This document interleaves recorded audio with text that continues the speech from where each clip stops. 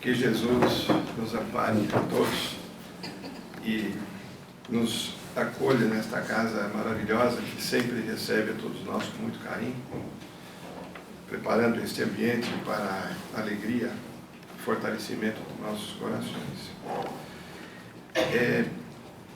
Quando Jesus trazia os seus ensinamentos através das diversas parábolas que ficaram registradas há 2000 anos que o tempo passa e seus ensinamentos permanecem. Ainda hoje, os livros que são mais vendidos, mais procurados, referem-se às palavras dele, ao seu Evangelho, a chamada Boa Nova. Aquela notícia que ele trazia e que nos ensinava várias coisas. Nos ensinava que Deus era bom, que aquele Deus que se pensava antes como sendo alguém que fosse austero, que castigava, que não tolerava os equívocos, que destinava as pessoas pecadoras para o inferno. De repente vem a Boa Nova e que ele dizia, não é isso. Deus é bom. Deus é Pai. Deus quer que todos os seus filhos caminhem para a felicidade, para o progresso espiritual.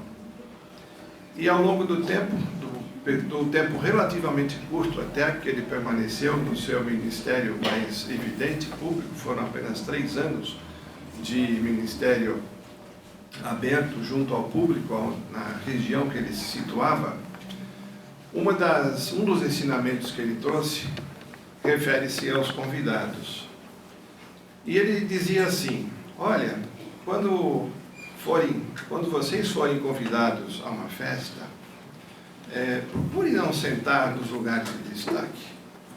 Procure sentar em lugares que evitem que, chegando alguém que seja mais importante, alguém que seja um convidado de honra especial, você seja solicitado a sair do lugar que você ocupou voluntariamente para que aquela pessoa que está recebendo as honras do dia possa sentar naquele lugar. Evite esse constrangimento, dizia ele.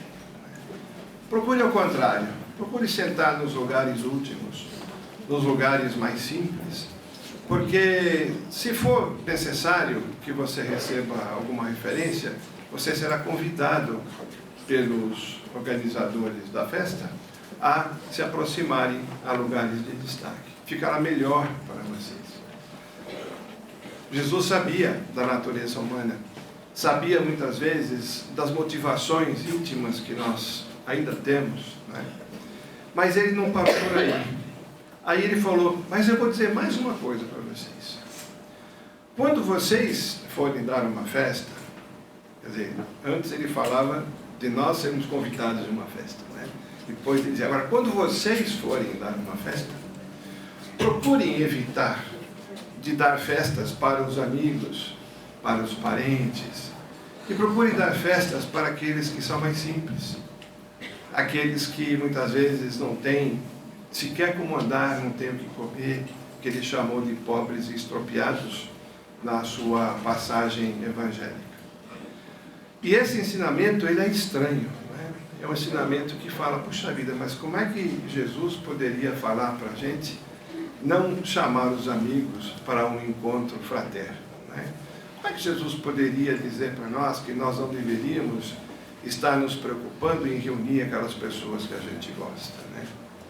Aí vem a luz do ensinamento, principalmente com base nas revelações espirituais, que as palavras de Jesus, na realidade, continham um ensinamento muito profundo, que até hoje nós estamos tentando compreender melhor.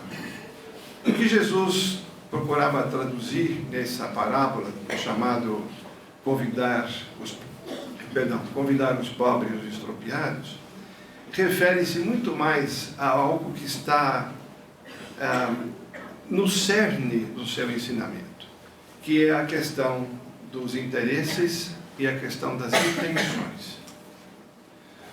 Ele dizia que se nós estivermos, na realidade, convidando alguém com a intenção de que não seja usufruir daquela presença, que não seja manter a alegria daquela presença, se nós estamos fazendo aquela festa com outro intuito, se nós estamos convidando pessoas com outras intenções, que era preferível que a gente convidasse aqueles pobres, né, e os estropiados.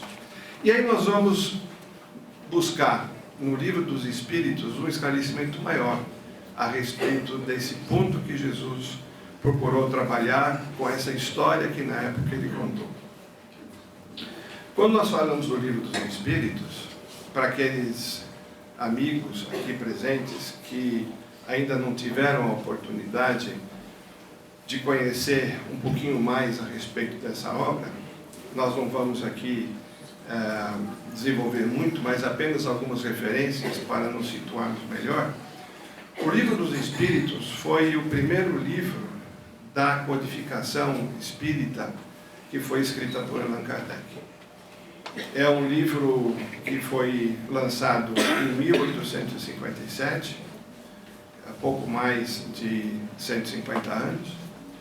É um livro que tem 1018 perguntas que Kardec fez. Mas a quem que ele fez essas perguntas? Ele fez as perguntas a uma pleiade de espíritos luminosos. E para ter certeza de que as respostas seriam procedentes, depois que ele experimentou e vivenciou todas as experiências da questão da mediunidade, ele usou vários médiuns para ter certeza de que as respostas que ele recebia eram respostas coerentes entre si. Ele, como um bom pedagogo, como um bom homem da área de educação, ele entendia que ele precisava fazer um controle das respostas que chegavam. Não bastava uma única resposta através do médium, ele precisava ter certeza que aquela resposta vinha coerentemente, no mesmo sentido, através de outros médiuns. E à medida que as respostas que chegavam por vários médiuns, aquelas perguntas, eram coerentes, ele organizou o livro dele. Eu gostaria de convidar aos amigos aqui presentes, que ainda não tiveram oportunidade de se debruçar sobre o Livro dos Espíritos, que possam ler, e até mesmo antes de compulsar o livro, antes de estudar o livro, que procure ler uma introdução que existe, que foi chamada de prolegômenos. Eu fui lá no dicionário, sabe isso? Então, o que é prolegômenos, né?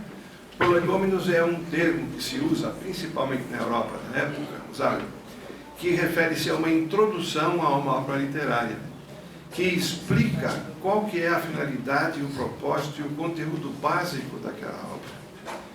E ali no Livro dos Espíritos existe uma introdução relativamente pequena, 1,5 páginas, que esses espíritos explicaram para Allan Kardec qual seria o propósito, qual seria a natureza, qual seria o alcance da obra que ele começava a escrever. E esses espíritos que transmitiram essa mensagem, essa orientação a Kardec, foram espíritos conhecidos. Santo Agostinho, São Vicente de Paula, Sócrates, Platão, ou seja, grandes luminares do pensamento humano que voltavam, através dos recursos da mediunidade, para esclarecer e preparar a nós, homens atuais, vamos assim dizer, para o século vindouro, o século XXI, que o terceiro milênio, vamos assim dizer, que seria a era do Espírito. E se nós tivermos assim a oportunidade de buscarmos na pergunta 895 no Livro dos Espíritos, Kardec era muito inteligente. Ele fazia perguntas que realmente traziam e desafiavam os pensamentos. E ele fez uma pergunta assim: se nós esquecermos por um minuto os vícios, se nós esquecermos os equívocos que são evidentes que as pessoas cometem por conta da sua natureza, né? Existe algum outro sinal que mostra a inferioridade que as pessoas ainda têm? E a resposta dos espíritos foi incontestável. Os espíritos disseram assim: olhe o interesse que a pessoa tem.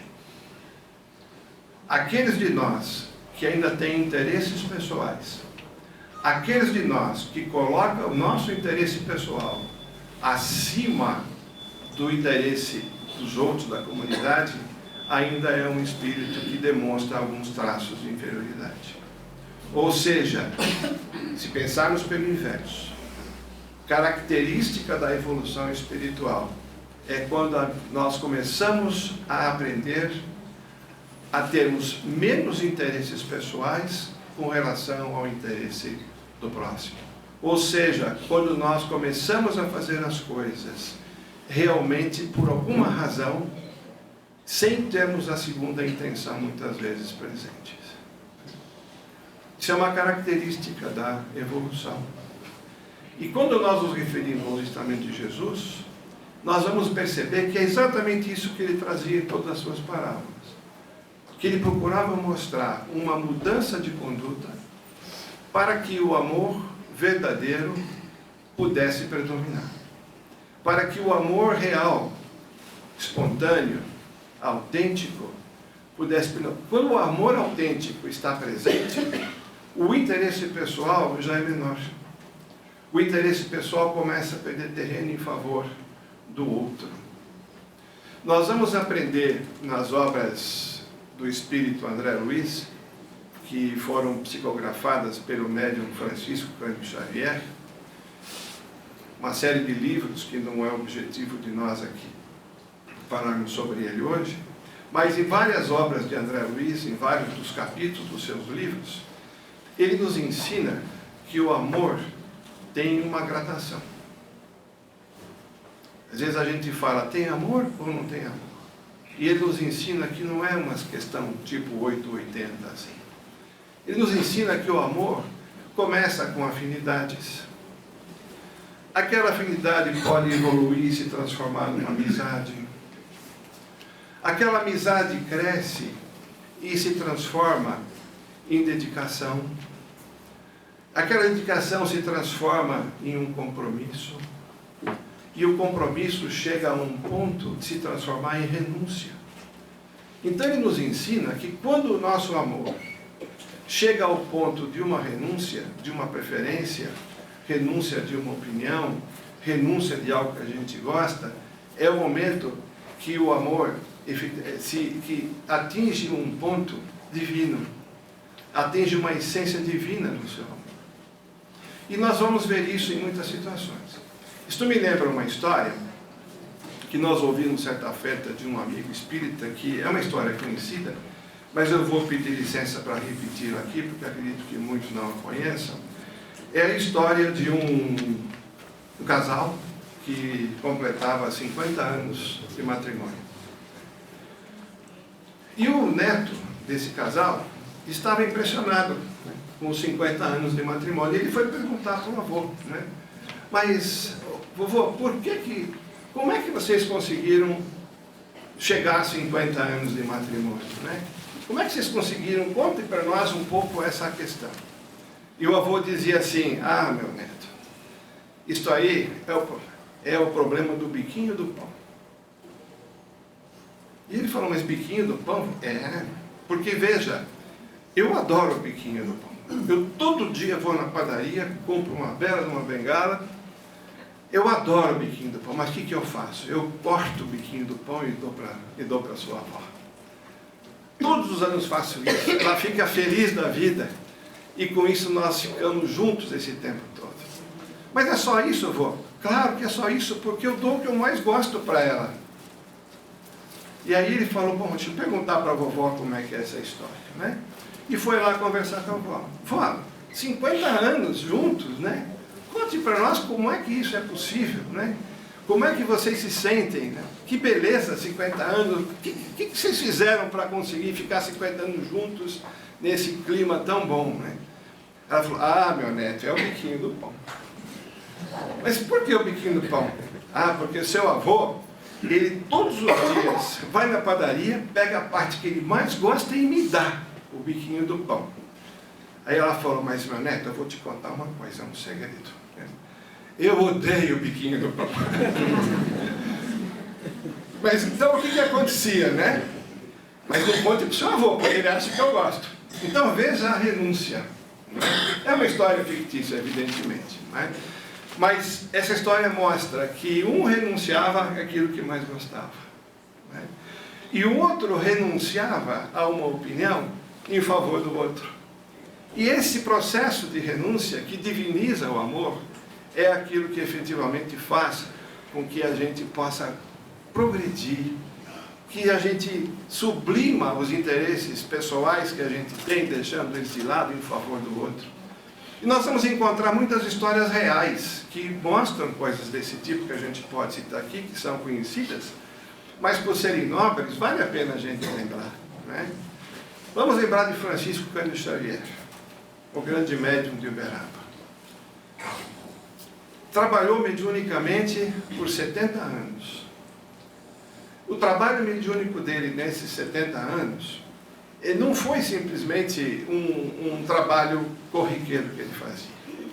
Aqueles que tiveram a oportunidade de presenciar o trabalho dele ali pessoalmente, iam encontrá-lo, começando os trabalhos mediúnicos algumas vezes por semana, às 2 horas da tarde, já com idade avançada, já nos seus 60, 70 anos de idade.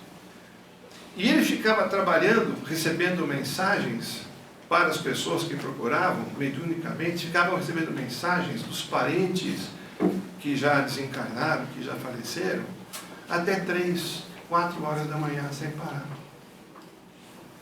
Nós nos cansávamos de ficar lá. A gente ia jantar, voltava, uns iam para o hotel e voltava, e ele continuava lá, trabalhando.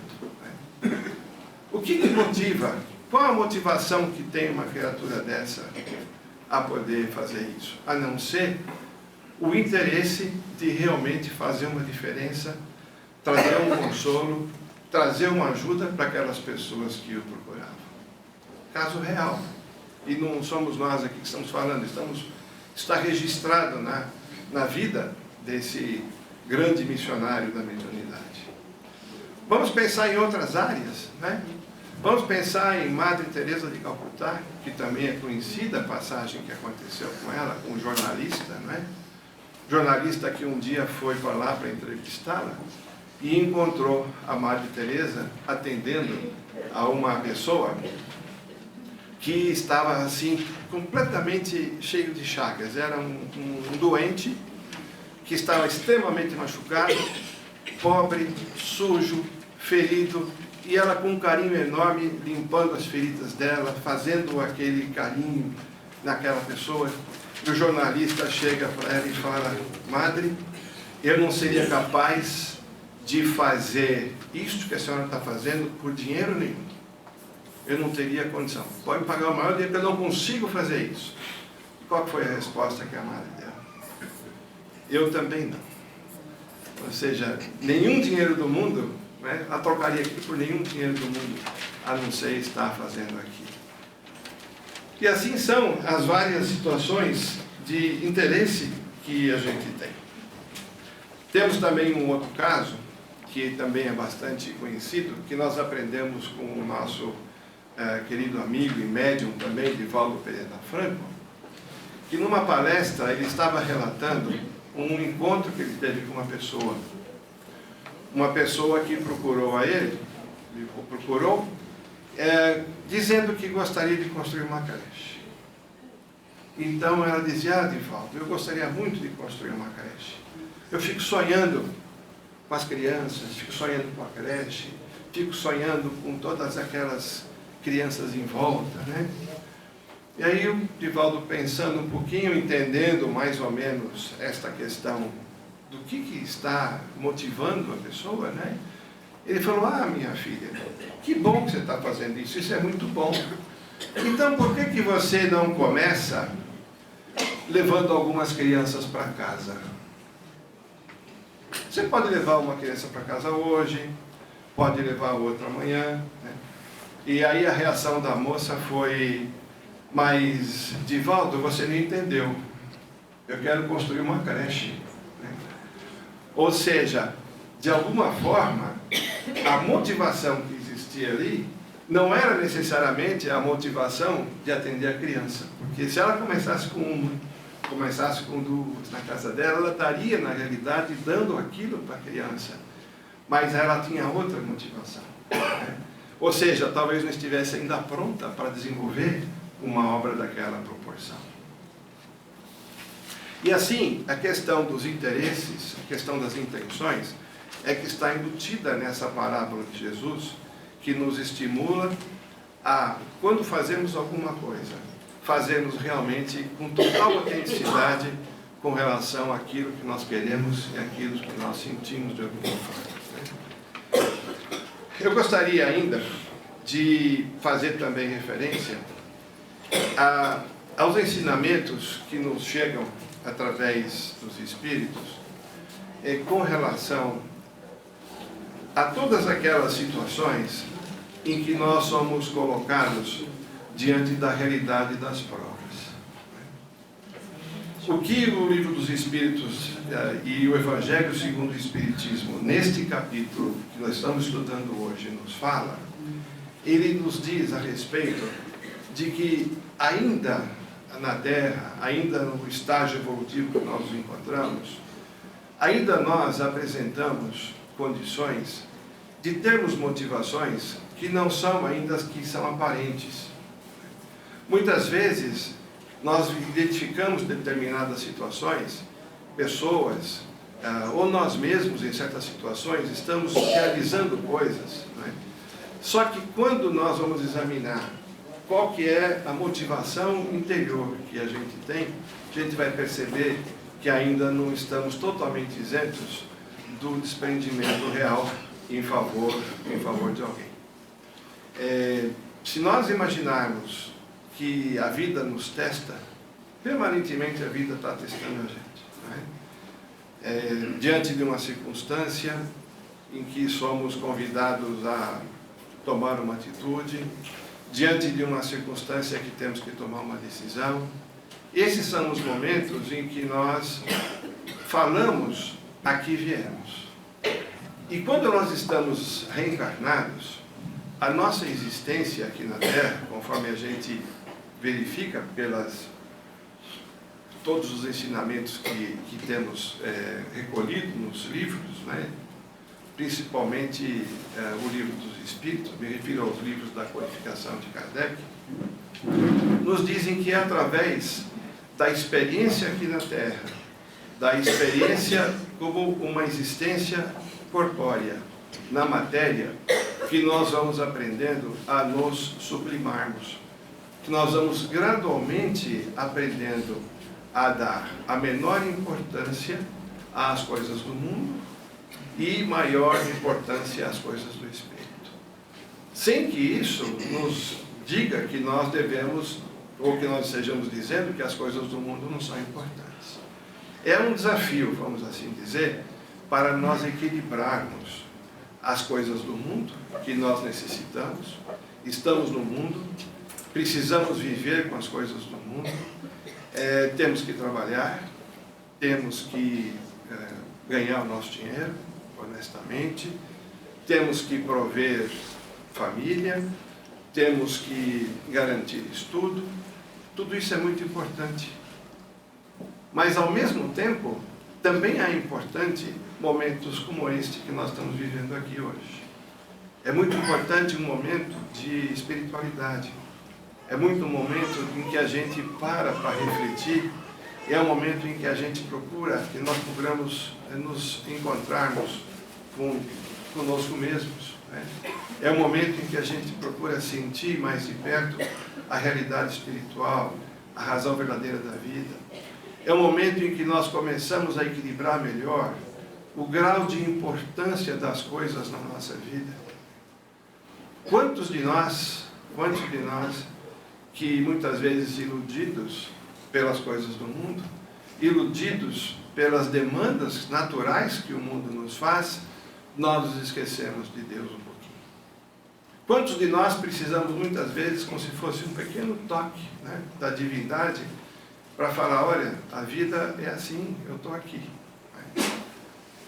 Há pouco tempo atrás, eu conheci um amigo que relatou uma experiência que eu quero compartilhar com vocês. Este amigo, ele nos contava que tinha o hábito de, aos domingos, um amigo que estava bem posicionado na vida, um empresário, um amigo que tinha bastante recursos, a sua vida pessoal, a sua vida social era de um nível socioeconômico elevado.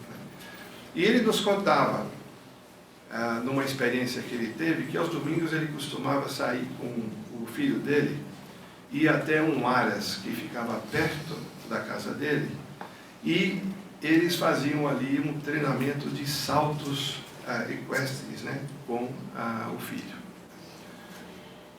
E ele disse que num determinado domingo houve um acidente, e o filho caiu do cavalo, tomou um tombo muito forte, ficou praticamente imóvel ali no chão,